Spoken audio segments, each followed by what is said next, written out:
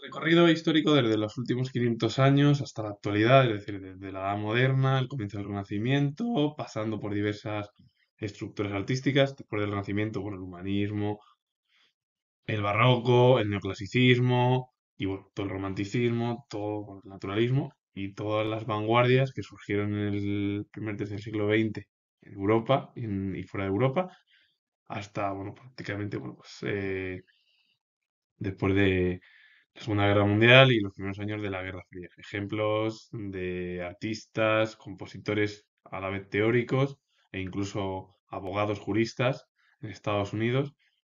Y hay un ejemplo en el ámbito de la cultura anglosajona, pero esta vez no es Gran Bretaña, parte de Estados Unidos, sino el caso de una escritora irlandesa.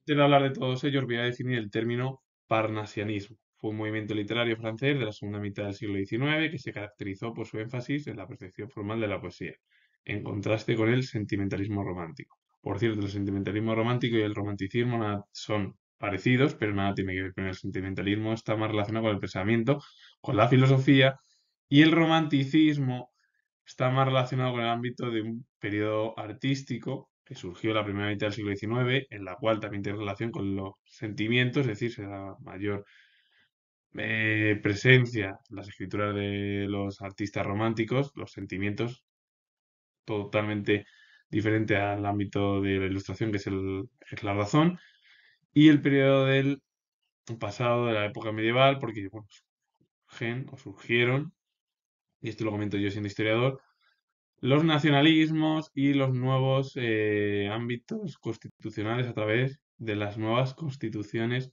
europeas y también en nuestro país, en España.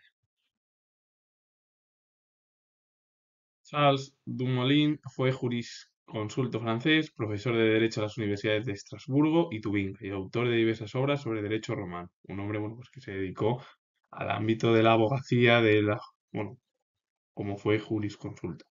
Charles Dufresne fue dramaturgo francés, bisnieto del monarca Enrique IV y protegido del monarca Luis XIV.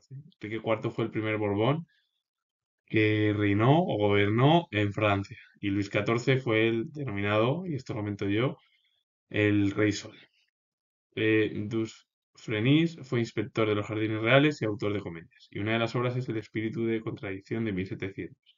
Charles Pinot Duclos fue escritor francés, escribió novelas, cuentos, comedias y libros de gramática e historia. Y o una de sus obras es Consideraciones sobre las costumbres de este siglo de 1751. La gran mayoría, al ser bisnietos del monarca como fue Charles Dufresne, estuvo protegido por la monarquía francesa y Charles Pinot Duclos escribió diversas formas literarias, desde novelas, como he dicho, cuentos, bueno, en el mundo de la literatura, además de historia. Y Dumoulin fue jurisconsulto, bueno, pues dentro del ámbito de la abogacía francesa de la Edad Moderna. Charles Drenth fue escritor francés, su producción literaria fue tradicional y académica. Una de las obras es La Tempestad de 1906. Charles Dispert fue escultor francés, entre 1907 y 1912 fue ayudante de Rodin. Destacó sobre todo como retratista, un estilo que conjugó delicadeza y vigor expresivo. Y una de las obras es Dama de la nariz puntiaguda. Charles-Louis Ferdinand Duterre fue arquitecto francés. Su obra más importante fue la Galería de las Máquinas de la Exposición Internacional de París de 1889, un gran edificio de hierro y cristal de revolucionaria concepción. Los dos últimos ejemplos pertenecieron más al ámbito del arte, a la arquitectura, la escultura, y el primero, bueno, pues en el ámbito de la literatura. Y los tres dejaron huella en el siglo XIX y también el siglo XX, sobre todo Charles Spo, en la cultura francesa. Charles-François Davigny fue pintor francés, se dedicó a pintar paisajes a bordo de su taller flotante con un estilo próximo a la segunda generación de la escuela de Barbizon, aunque con un planteamiento más original y un fresco naturalismo que lo relacionaron con el primer impresionismo. Charles-François Davigny en lo que se dedicó fue prácticamente a pintar paisajes a bordo de su taller flotante y que perteneció a la segunda generación de la escuela de Barbizon y más cercano con ese planteamiento original dentro del naturalismo que lo acercaron o lo relacionaron más con el impresionismo, que fue lo que surgió en el último tercio del siglo último tercio sí, del siglo XIX, que bueno, fue primero en Francia y se extendió por el resto de Europa. Y la obra de Charles-François Davigny es Paisaje cerca de Pontos. Charles Coelin fue teórico y compositor francés. Entre 1890 y 1898 estudió en el Conservatorio de París, donde fue discípulo de Todot, Massenet, Gelade, Fauré.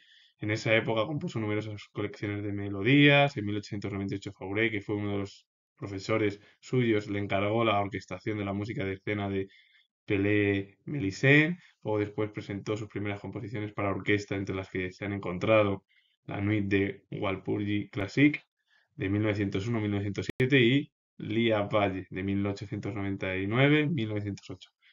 El primero fue un pintor, dedicó, bueno, dentro del ámbito de la cultura, y el segundo, dentro también de la cultura, pero cercano a la música, como fue Coelin. Henri Mérimée fue escritor francés, estudió Derecho en París y a los 20 años conoció a Stendhal, quien le instó a dedicarse a la literatura. Influido por la comedia española, escribió una novela histórica romántica, cuentos y novelas cortas. Además de su actividad literaria, se dedicó a la conservación y restauración de obras de arte románicas y góticas, y llegó a ser nombrado inspector de monumentos históricos en 1864. Fue uno de los personajes más destacados del Segundo Imperio francés, que estuvo gobernado por el sobrino de Napoleón, Napoleón I, que fue, bueno, pues Napoleón III. Y la obra de Henri Mérimée es La Doble Méprise de 1863. Georges Perregaux fue arqueólogo y helenista francés, asistió a la Escuela Normal Superior o a la École Normale Supérieure, en la que se había matriculado en 1852 y en la que obtuvo resultados óptimos. Sus primeras aficiones se encaminaron a las materias clásicas, especialmente a la arqueología, de que luego fuese un especialista o fuese arqueólogo. Conocía a la perfección el latín y el griego, además de otras lenguas orientales antiguas. En 1855 pudo ir a Grecia y asistir a la Escuela Francesa de Atenas, interesándose por la historia griega, especialmente por lo que respecta a la legislación ateniense a través de los tiempos, que fue el tema de una de sus obras maestras, o la obra maestra que fue una de las obras eruditas, como fue el Essai sur le droit public et privé de la République atenienne, de 1867. Georges Perregaux fue uno de los arqueólogos y especialistas en el mundo griego. Charles Edgar Dupeyron fue escritor neerlandés. Fundó con Ter Braak la revista expresionista de Driehout entre 1925 y 1936. Durante más de 10 años escribió ensayos, cuentos, poemas y textos autobiográficos.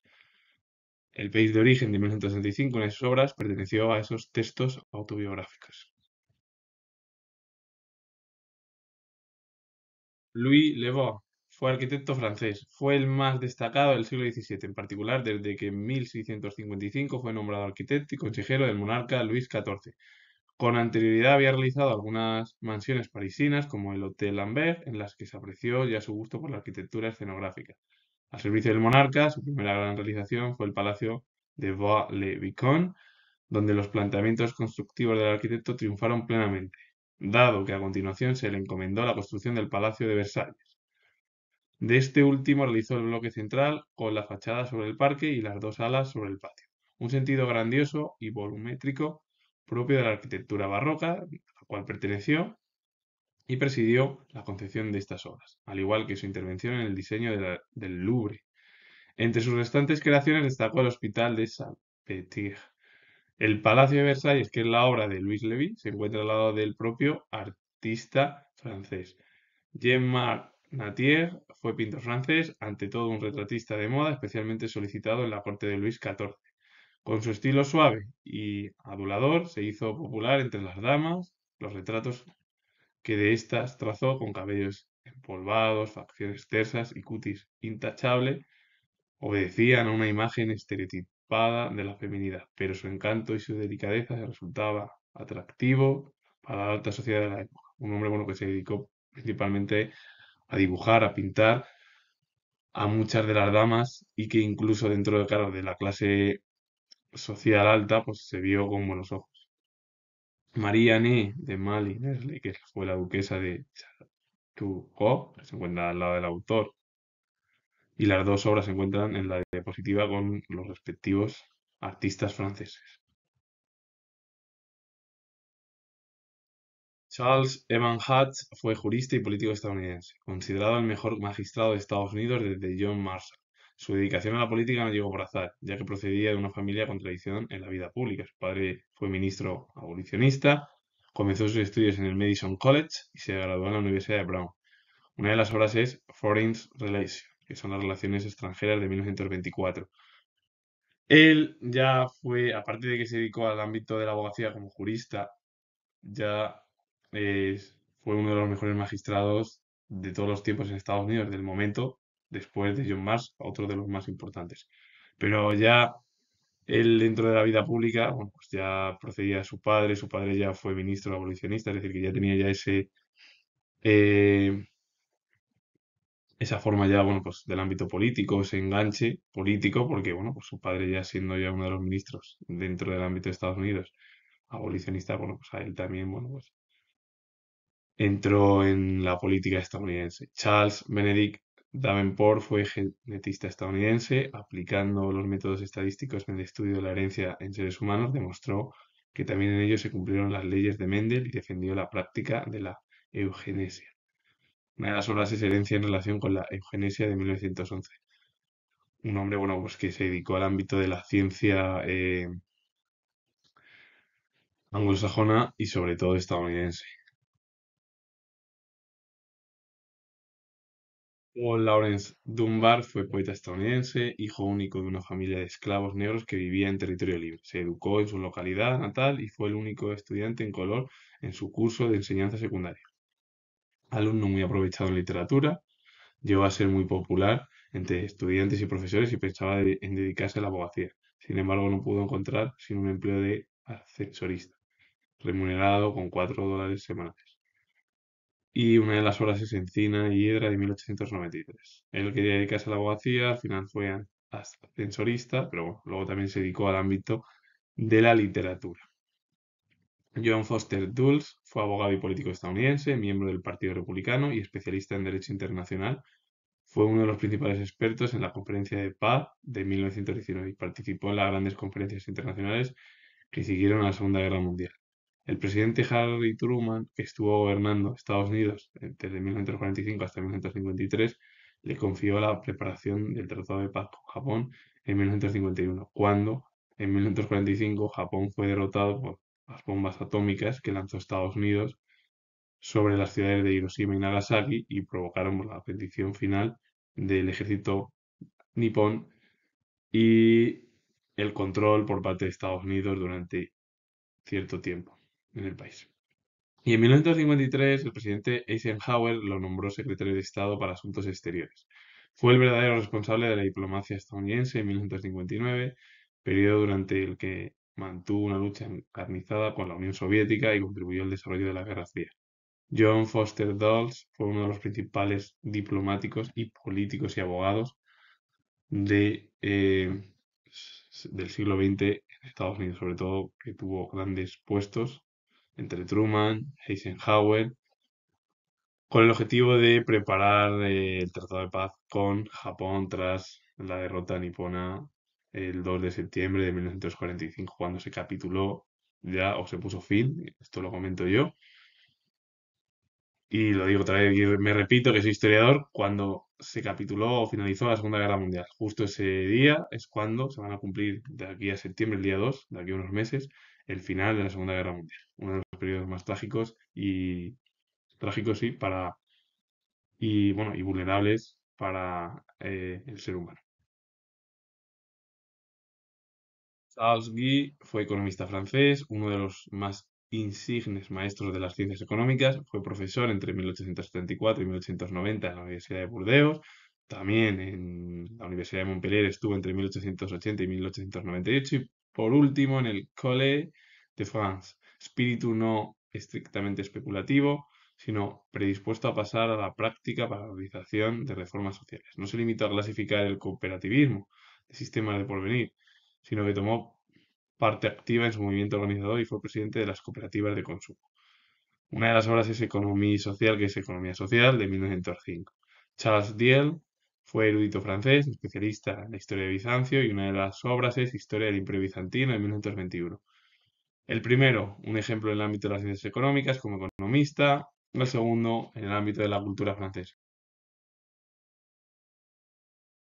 Georges Duhamel fue escritor francés, hijo de médico y también él fue médico, a su vez, tuvo una vida muy activa durante la cual escribió una gran cantidad de obras de distintos géneros, entre los que destacaron narrativa, ensayo, poesía y teatro. En 1907 fundó con Charles Vidrac y otros una especie de comunidad artística, la Valle de Crétiel, pero la experiencia duró poco. Una de las obras es el Club de los Leoneses de 1929.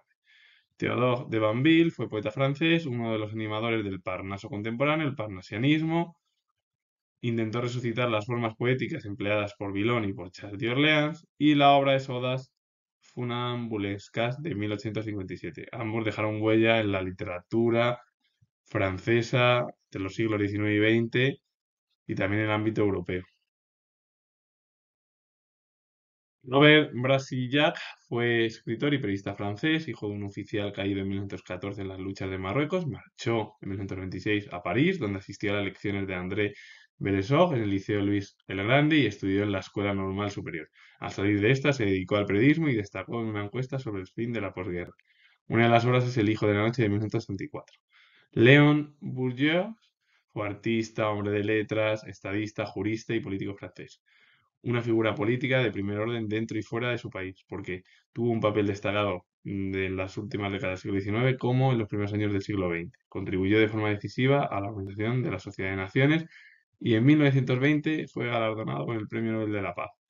Bourdieu fue uno de los principales políticos, aparte, bueno, luego otras facetas, como hombre de letras, que tuvo un papel muy importante en los últimos años, en las últimas décadas del siglo XIX y las primeras décadas del siglo XX en su país y a nivel mundial. Incluso fue el que contribuyó a crear la Sociedad de Naciones, lo que hoy en día es la antecesora de es las Naciones Unidas, que se creó después de la Segunda Guerra Mundial durante la Guerra Fría, lo que hoy en día es la ONU. Anton Dohn fue zoólogo alemán, criado en una familia burguesa, llevó a cabo sus estudios de zoología en las universidades alemanas de Königsberg, Bonn, Jena y Berlín, sin mucho entusiasmo.